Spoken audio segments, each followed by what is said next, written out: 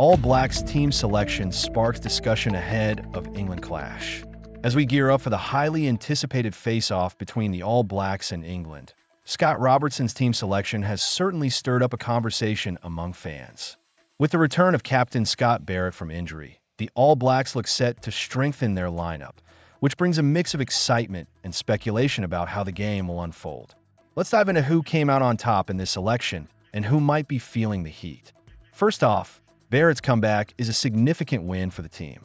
With 87 test caps under his belt, his experience adds a tremendous boost to the pack, particularly in gaining ground and securing lineouts.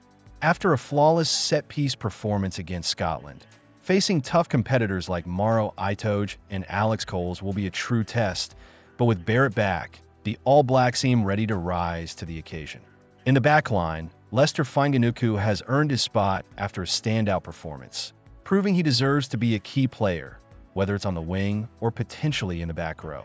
His versatility is a game-changer, adding depth and options for Robertson. Fans, what do you think? Is Fainga'anuku the real deal for the All Blacks moving forward? Comment Go All Blacks below. Meanwhile, Anton Lienert-Brown's selection after a tough season is a testament to his resilience. With injuries to other key players, he finally gets a chance to shine again. His ability to switch between inside and outside center could be crucial, especially with his wealth of experience. Do you think he can reclaim his spot as a mainstay in the midfield? Beauden Barrett continues to hold down the number 10 jersey. While some may argue that he's not the same player who won back-to-back World Rugby Player of the Year titles, there's no denying his tactical brilliance still shines through. He's keeping the position warm for Richie Mo'unga, but can he maintain his spot against a fierce England team? On the flip side, Rieko Ioane finds himself on the sidelines for this match, which is a tough break considering the injuries that have plagued him this year. His inconsistency has led to a drop in the pecking order, and it's clear that the competition is heating up. It's a hard pill to swallow for fans who have seen his potential, but do you think his time is up with the All Blacks, or can he bounce back? In the forward pack, Simon Parker's inclusion adds a layer of toughness to the All Black strategy, especially against a physical England side. His ability to lay the groundwork early in the match and allow Satidi to come in fresh later could be a game plan that pays off significantly. However, there are questions around the bench selections, particularly regarding Damian McKenzie. Many fans feel he deserves a starting role, especially given his track record under high balls. Instead of being a game changer from the bench, he could provide that spark from the beginning. What do you think? Should McKenzie have been given the nod at fullback? As the All Blacks prepare to take on England, the intrigue surrounding the team selections continues to grow. The mix of experienced players and emerging talent is an exciting prospect, but there are many questions that remain. Let's hear from you, fans. Where are you watching the game from, and what do you think of the All Blacks' chances against England? Comment your city and your thoughts below. Go All Blacks! All Blacks gear up for epic showdown against England. The stage is set for a thrilling encounter as the All Blacks prepare to face England at Twickenham this Saturday. Head coach Scott Robertson has made some strategic adjustments to the lineup, moving Lester Fainga'anuku to the wing and dropping Wallace Satidi to the bench. This decision comes after Caleb Clarke suffered a concussion in last weekend's win against Scotland, leaving Robertson with some tough choices. Many fans might have expected Robertson to shift Will Jordan to the wing and bring Damian McKenzie in at fullback, or perhaps even recall Rieko Ioane. However, the choice of Fainga'anuku to wear the 11 jersey speaks volumes about Robertson's trust in his abilities. What do you think, All Black supporters? Is this the right call? Comment Go All Blacks below.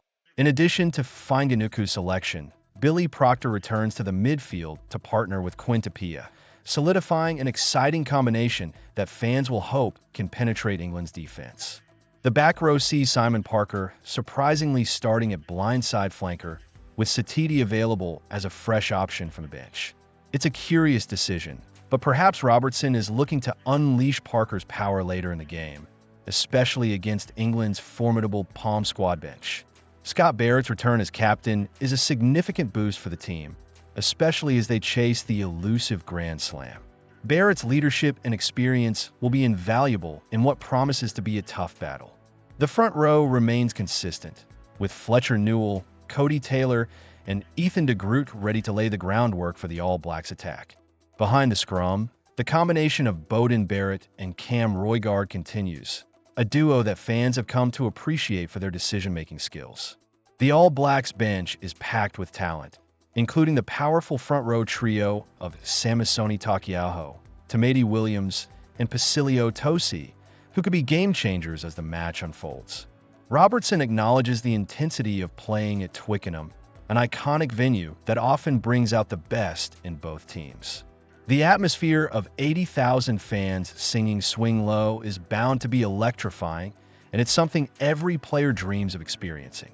The All Blacks have faced tough competition from England in their recent encounters, and with both teams riding high on recent victories, this clash is set to be nothing short of epic.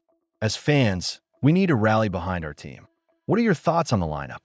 Are you excited about Fainga'anuku's role on the wing? Share your thoughts, including the city you're cheering from, in the comments below. Let's get the conversation going. Go All Blacks! Brad Shields reflects on facing All Blacks. What does it mean for England's chances?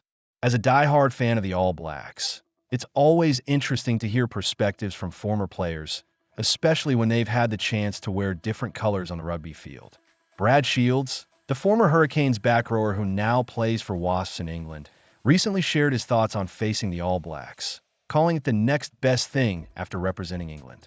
This sentiment resonates deeply with fans who understand the weight of the All Blacks jersey and the pride that comes with it.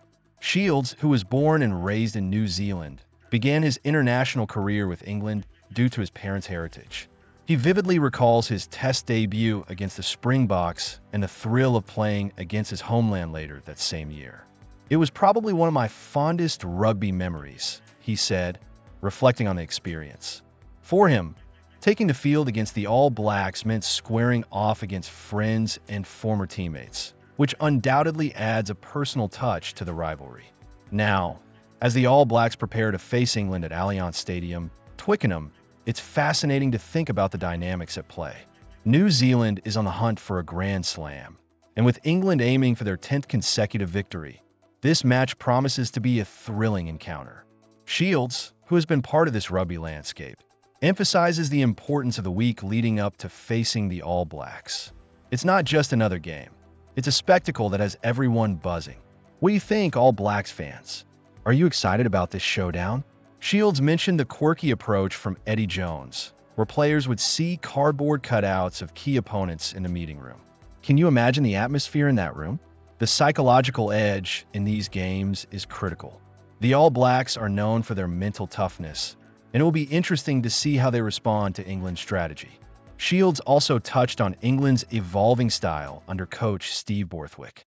With a background in forwards play, Borthwick emphasizes set pieces and physicality, which could pose a challenge for the All Blacks. Shields noted that England has learned from past encounters, particularly when South Africa physically dominated New Zealand. This insight could be crucial as the match approaches. Do you think England has what it takes to impose their game plan against the All Blacks? As a passionate supporter, it's hard not to feel the excitement and tension building up to the match. The All Blacks have always been a team that rises to the occasion, showcasing skill and resilience. But with England's current form and Borthwick strategies, this could be one of the most competitive clashes we've seen in recent years. I want to hear from you. Where are you watching the match from? And what are your thoughts on how the All Blacks will fare against England? Let's get the conversation going in the comments. Go All Blacks! All Blacks face tough challenge against England. What's your take? As All Blacks fans, we know that every match is significant, but the upcoming clash against England at Allianz Stadium is shaping up to be particularly intense. Former All Blacks fly half Nick Evans has shared his insights on the threats posed by the English side, and it's clear he's not taking them lightly. While New Zealand has managed to secure victories in their last 3 encounters against England under coach Scott Robertson, those wins have been nail-biters, each decided by just a handful of points. Now, England is riding high on a 9-game winning streak, which surely adds to the tension.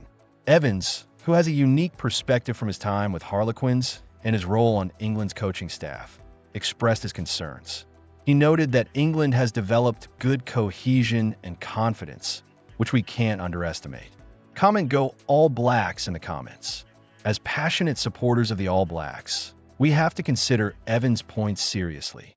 He mentioned that the All Blacks have shown some vulnerabilities in recent matches, particularly in discipline, which has led to crucial yellow cards at inopportune moments.